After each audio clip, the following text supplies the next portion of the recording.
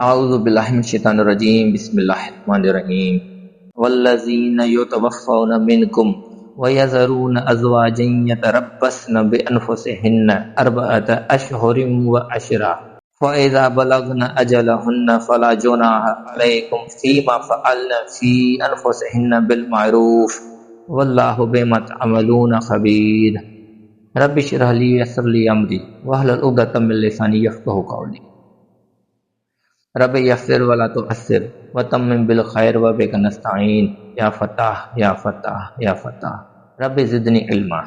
ऐं जेकॾहिं तव्हां मां के वफ़ात करे वञनि ऐं ज़ालूं बेवाहूं छॾे वञनि त उहे पाण खे 4 महीना 10 ॾींहं रोके रख।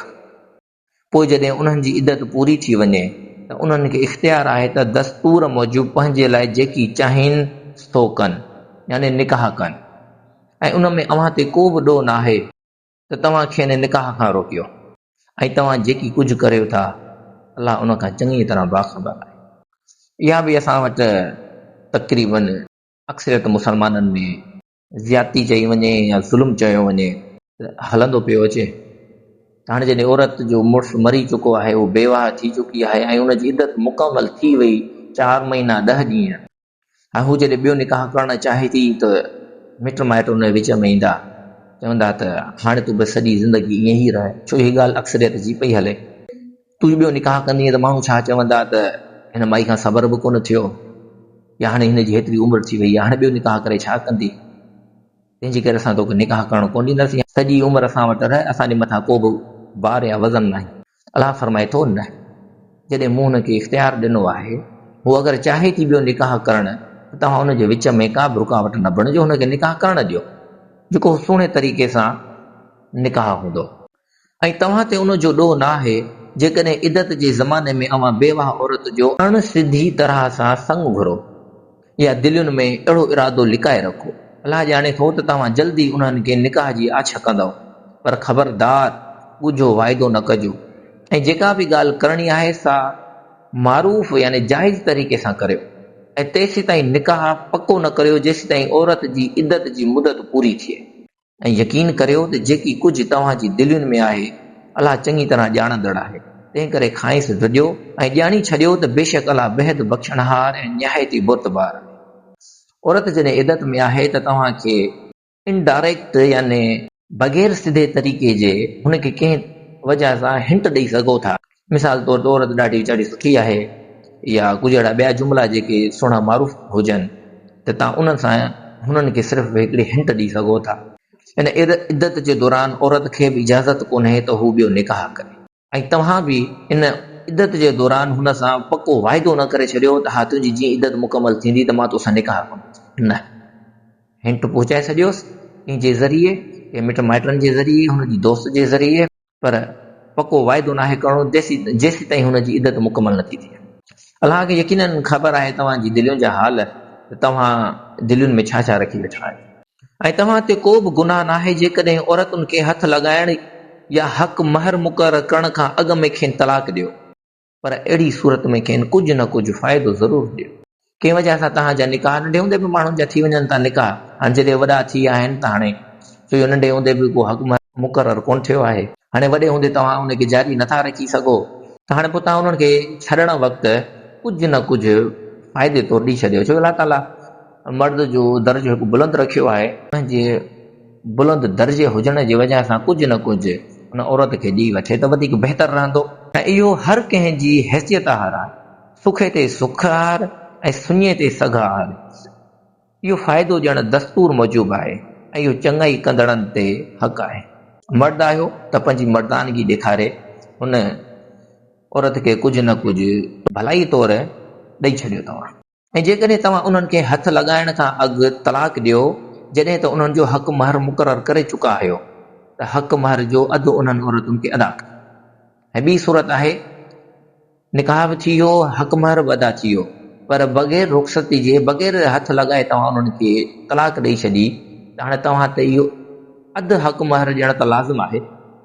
सवाइ उनजे जेकॾहिं उहे औरतूं पंहिंजी ख़ुशीअ सां मुआफ़ कनि या मर्द पाण जंहिंजे हथ में निकाह जी ॻंढ आहे उहो छॾे ॾिए, यानी उहो अगरि सॼो हक़ महर ॾेई छॾे थो त उहो हुनजे लाइ वधीक तक़वा जे वेझो आहे अगरि कंहिं वजह सां हू फुल न बि ॾियणी चाहे थो त अधु त हुन ते लाज़मी आहे, शरीयत रखियो आहे अधु तूं ॾेसि, सिवाइ हुनजे अगरि हू ख़ुशीअ सां औरत माफ़ करणु चाहे थी त पोइ तव्हां उहो अधु बि न ॾियो त ठीकु ई आहे।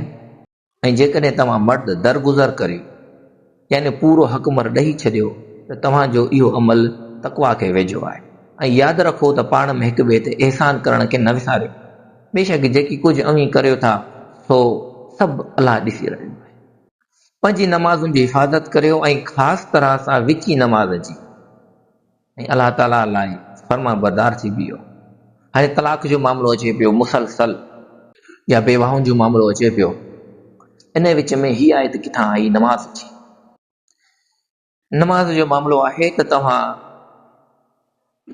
जॾहिं ॾींहं में 5 दफ़ा अलाह जे आॾो हाज़िर थींदो ऐं तव्हां सजदे में पवंदो त तव्हांखे यादि रहंदो त असां कंहिंजे मातहत हलूं पिया।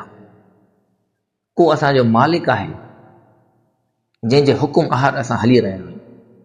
जॾहिं तव्हांजी बार बार 5 वक़्त उहा हाज़िरी हूंदी त तव्हांजे लाइ ही तमामु अहकाम जेके अलाह फरमाया आहिनि इहे तव्हांजे लाइ आसान रहंदा।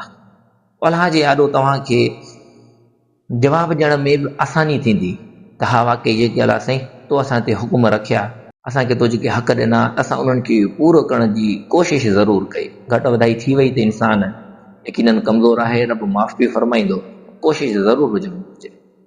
हाणे ख़ासि तौर ते हिफ़ाज़त जे अचे पियो विची नमाज़ जेका असर जी नमाज़ आहे। नबी अकरम सल्लल्लाहु अलैहि वसल्लम फरमाइनि था जंहिंजी असर जी नमाज़ ज़ाया थी वई त ॼण उनजो सॼो घर बार मालो दौलत लुटिजी वई। विची नमाज़ जी एॾी वॾी अहमियत आहे।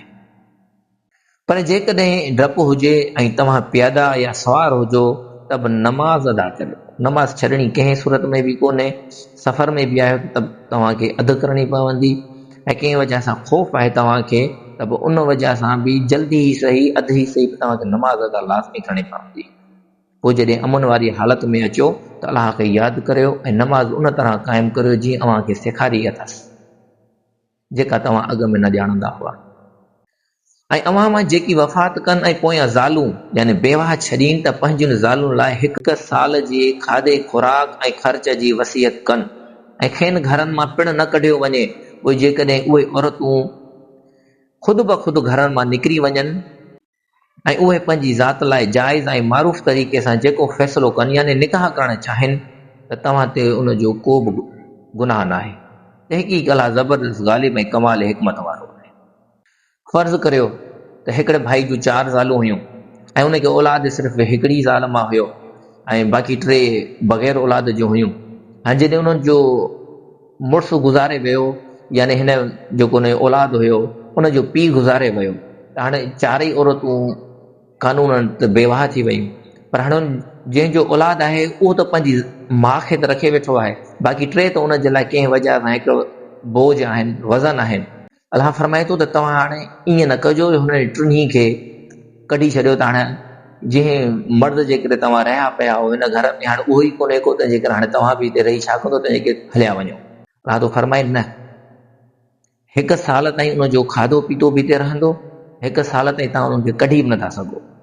इद्दत हुननि ते यकीननि वाजिबु आहे, फ़र्ज़ु आहे। अगरि हू इद्दत मुकमल करे 4 महीना 10 ॾींहं, उन खां पोइ अगरि हू पंहिंजे लाइ को फ़ैसिलो कनि, हू निकाह करणु चाहिनि ऐं हू साल खां पहिरीं हलियूं थी वञनि त पोइ तव्हां ते को बि ॾोह न आहे, हू जेको करणु चाहिनि सो करे सघनि थियूं।